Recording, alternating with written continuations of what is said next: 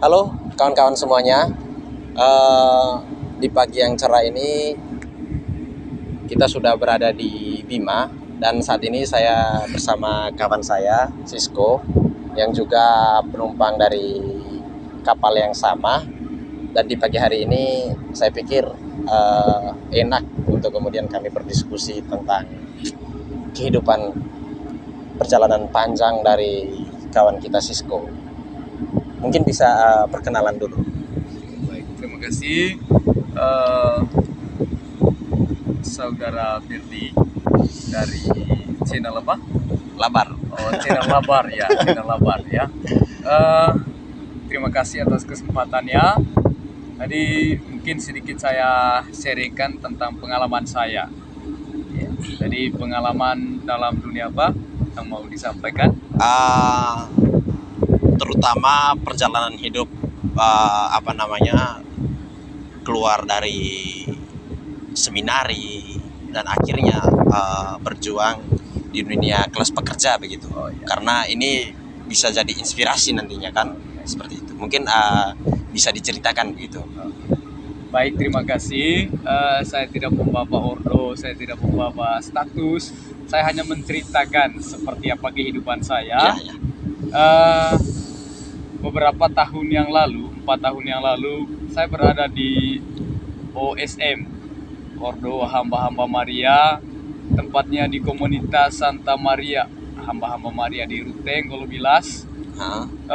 Saya bergelut untuk menjadi seorang imam.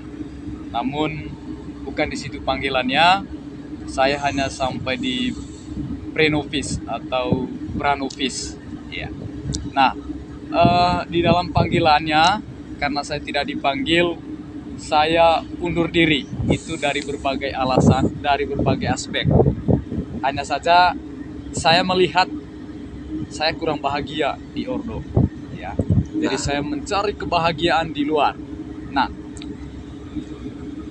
saya berangkat dari Ordo Hamba-Hamba Maria itu bulan Oktober. Ya. Nah, saya berangkat ke kampung. Tiba di kampung saya kurang lebih 2 minggu. 2 minggu saya berangkat langsung ke Jawa Timur, tempatnya di Surabaya.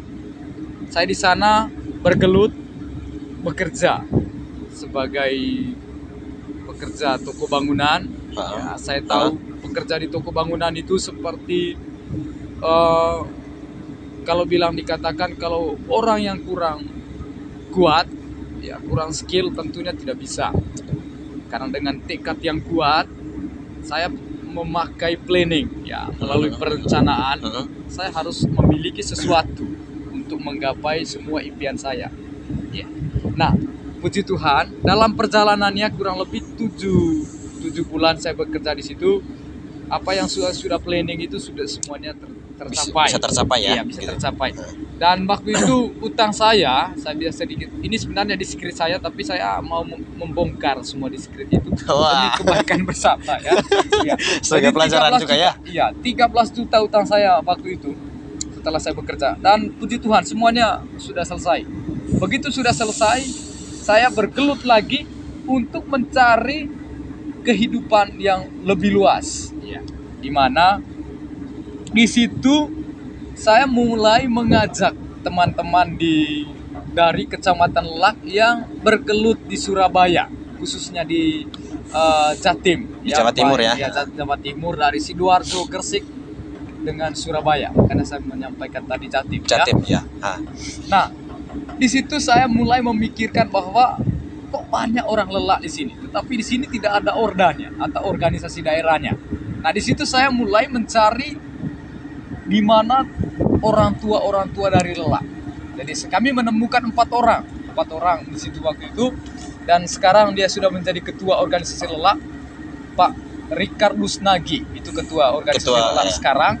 Jadi kami 4 orang, dan puji Tuhan sekarang sudah luar biasa perkembangannya di sana, bagus. Nah, di situ saya mulai kami mulai membentuk, dan saya di situ ya selalu sebagai moderator untuk menyampaikan wawasan dari teman-teman, diskusi ya, sehingga bentuklah terjadinya peresmian organisasi lokal. Ya. Dan di situ mulailah teman-teman mengenal siapa diri saya sebenarnya.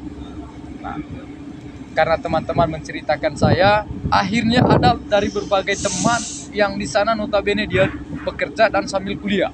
Dia CU, dia kuliahnya di KDC, Parudi, sekarang sudah selesai skripsi, mulai bulan ini dia wisuda gitu ya, bagian akuntansi.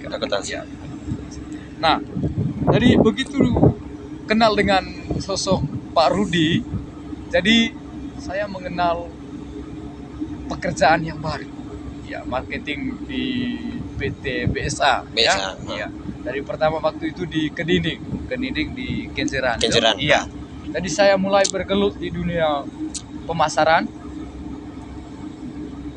2 minggu itu di situ istilahnya bookingan. 2 minggu saya dapat 3 juta. 3 juta ya? 3 juta dalam 2 minggu. Itu hanya bookingan, bukan demonstrasi atau dikatakan demo ya, atau presentasi ya, presentasi produk gitu.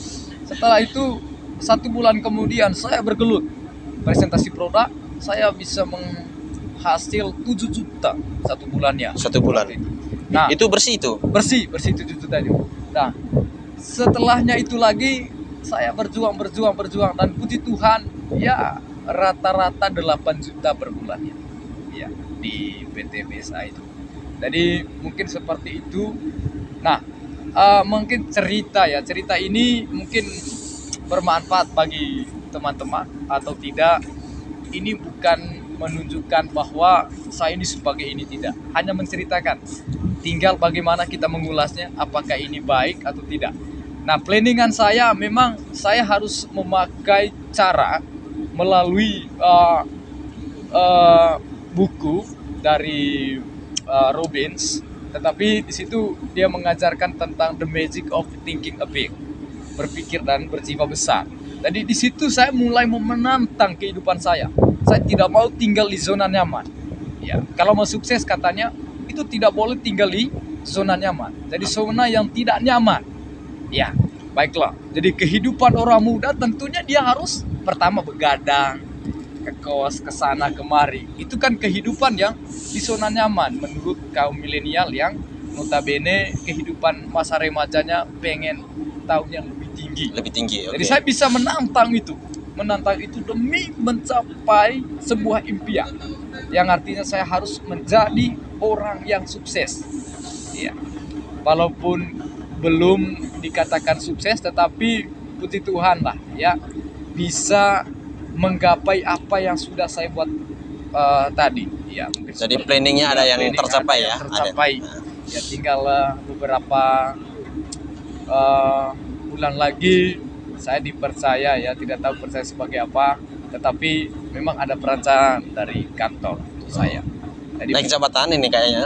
Ya mungkin lah gitu ya. Amin ya gitu.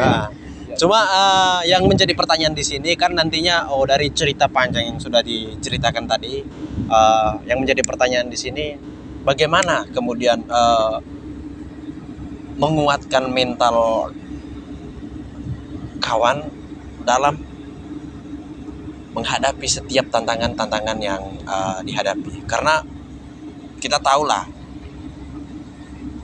kita sudah di zona nyaman, tapi pada akhirnya harus keluar dari zona nyaman tersebut. Kan banyak yang kemudian baik mahasiswa atau pemuda biasa lah, lebih berorientasi ya sudah, kalau saya sudah seperti ini ngapain lagi gitu. Ini kan sudah posisi nyaman dan tidak terlalu memikirkan bagaimana besok atau di masa yang akan datang. Yang penting saya hidup hari ini. Kira-kira bagaimana sih Anda kemudian menyusun sebuah planning, sebuah perencanaan dan akhirnya melakukan itu? Planningnya saya ya menantang tantangan tadi itu ya memang berbagai aspek juga itu berat saya lakukan ya, berat saya lakukan ya. Dimana jadi kalau tanpa baca buku, tanpa melihat kehidupan orang lain, memahami orang lain, itu memang susah ya. Untuk menantang itu saya harus beradaptasi dari berbagai aspek baik yang kehidupannya politik, kehidupannya mereka ekonomisnya tinggi. Jadi saya beradaptasi dengan mereka. Oh, beradaptasi ya? Iya, beradaptasi seperti apa kehidupan mereka, seperti apa cara hidup mereka, corak hidup mereka. Jadi saya selalu bergelut dengan mereka. Oke. Sehingga salah satunya cara seperti ini, sharing. Seperti apa pengalamannya mereka. Jadi mereka ceritakan kalau mau menjadi sukses seperti ini caranya, gitu. Iya. Salah satunya itu tadi melawan keinginan kita pada masa itu, ya masa muda tentunya, ya. Iya. Walaupun sekarang masih masa muda, ya, gitu ya. Ya. Tetapi yang membuat saya tetap kuat, tetap tegar itu adalah pakai prinsip tadi. Ya, pakai prinsip tadi itu dengan cara ya harus berani. Berani itu kira-kira seperti apa berani itu? Tentunya mentalitasnya harus kuat. Iya. Cara berpikir, terus kehidupan di publik seperti apa, ya. Tentunya harus memiliki tekad, memiliki skill atau kemampuan. Ya, di mana di situ ya saya berani mengatakan bahwa secara psikologis ya saya harus bisa. Dengan apa? Dengan otak kanan yang bekerja. Sehingga begitu kita mengatakan saya harus bisa, tentu itu bisa menjadi. Oh, alam bawah sadar ya? Alam bawah sadar kita, dia akan membentuk ya pemikiran yang sadar. Gitu. Katakan, saya harus beli pesawat, mau, walaupun belum ada pesawat sekarang ya, tetapi itu planningnya saya. Ya. Puji Tuhan ya, apa yang saya bicarakan itu dulu, saya harus memiliki ini. Katakan tanah ya, karena dari dulu saya harus memilih tanah. Akhirnya dan ujung-ujungnya saya bisa beli tanah ya. Iya. Walaupun banyak tantangan dari teman-teman, dari keluarga bahkan, wah jangan membeli itu tidak ada guna. Tetapi mereka tidak tahu. Tidak dihiraukan ya? Iya, saya tidak mau menghiraukan kalau memang itu di luar konsep saya, di luar cara saya. Jadi saya tidak mau. Ikut prinsip saya. Who am I? Siapakah saya sebenarnya? Gitu kan? Jadi saya harus mengikuti itu. Berarti di sini kemampuan beradaptasi, penyelesaian, habis itu konsisten ya? Konsisten. Dan harus percaya diri. PD itu penting ya. Ya bukan berarti percaya diri ya hanya yang begitu-begitu aja, tidak. Percaya diri yang artinya apa yang kita katakan itu harus berpegang teguh. Ya, untuk apa ya? Untuk diri kita gitu. Kalau misalnya memang itu apakah membeli tanah itu suatu kerugian bagi kita? Tidak. Itu suatu investasi. Ya, investasi. Okay. Ya, saya sering juga baca pemikiran orang sukses. Wah, saya sering sekali. Ya, di mana ya di situ harus investasi. Ya, salah satunya investasi ke tanah atau ke modal atau untuk menyimpan uang. Jadi saya memakai itu. Bahkan sekarang sudah bergelut di dunia koperasi ya, itu saya punya cara.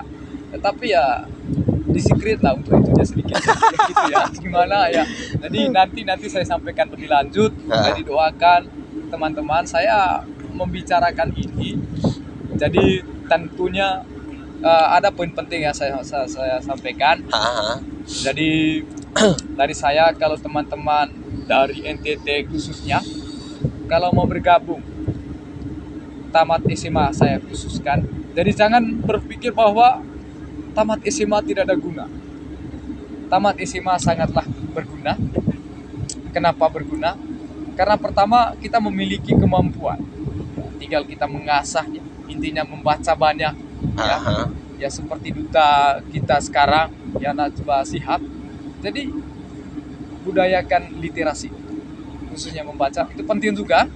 Nah, tamat SMA, kita kembali ke topik ya. Tamat SMA tentunya ya memang mencari selembar kertas, tetapi itu juga menunjukkan identitas kita. Ya, kalau ke Tanah Jawa tentunya harus membawa ijazah. Ya. Jangan hiraukan kata orang kalau tamat SMA tidak ada guna. Jangan, itu salah. Ya, buktinya saya tamat SMA bisa kok. Bisa ya. Sampai beli tanah ya. Bisa masih muda begini. Berjuang dengan orang-orang yang bergelut dengan strata 1. Saya bersaing dengan mereka. Bersaing dengan mereka bukan berarti lawan dengan mereka, tidak. Menyesuaikan diri. Penyesuaian. Ya seperti itu ya, kayak mungkin seperti itu. Jadi apa ya? dari cerita yang saya dapatkan mungkin di hari berikutnya atau mungkin di konten-konten berikutnya mungkin bisa lah untuk kita undang ke Bali begitu. Jadi saya ucapan terima kasih juga karena sudah bersedia membagi pengalaman begitu di channel Labar, yang dimana saya pikir ini sangat penting, terutama bagi saya sendiri juga, bagi kawan-kawan yang mungkin akan mendengarkan begitu. Nah, di satu sisi juga di sini saya mendapatkan poin yang sangat penting menurut saya, karena tanpa harus sampai di strata 1 pun, tadi triknya itu adalah penyesuaian atau adaptasi, itu paling penting. Kemudian konsisten, kemudian permainan alam bawah sadar lah ya, satunya itu. Jadi sering-sering meyakinkan diri. Saya pikir semua kita sangat membutuhkan itu. Jadi untuk konten kali ini saya pikir sekian, dan ucapan terima kasih kawan Sisko sudah berbagi cerita di channel Labar pada pagi hari ini. Ya, saya juga terima kasih saudara Ferdi dari channel Labar. Terima kasih atas kepercayaannya. Jadi bila ada tata bahasa yang kurang berkenan di hati Kak Ferdi dan juga teman-teman yang melihat saat ini, saya mohon maaf yang sebesar-besarnya. Inilah corak hidup saya, inilah cara saya, jadi beginilah tata saya. Jadi saya mohon maaf kalau memang ada kelebihan ya, karena saya ingin menyesuaikan diri saja, ya, ingin kulturasi aja ya. Jadi saya mohon maaf kalau ada memang tutur kata yang salah. Jadi kalau memang itu berguna, silakan mungkin bisa menyampaikan kritikan, tapi yang membangun ya, jangan yang membuat kita saling menjatuhkan, itu tidak baik. Kalau membangun silakan, itu bagus ya. Jadi mungkin seperti itu. Terima kasih atas kepercayaannya, selalu yang terbaik untuk kita dan sukses untuk kita. Terima kasih. Sekian wawancara kami pada pagi hari ini. Kebetulan pada saat ini memang sudah memasuki daratan Bima begitu. Saya pikir apa yang menjadi diskusi di pagi hari ini dapat bermanfaat bagi kawan-kawan yang menonton, dan juga terutama bagi diri saya sendiri dan juga kawan Sisko yang sudah mau berdiskusi dan sharing di sini. Sekian.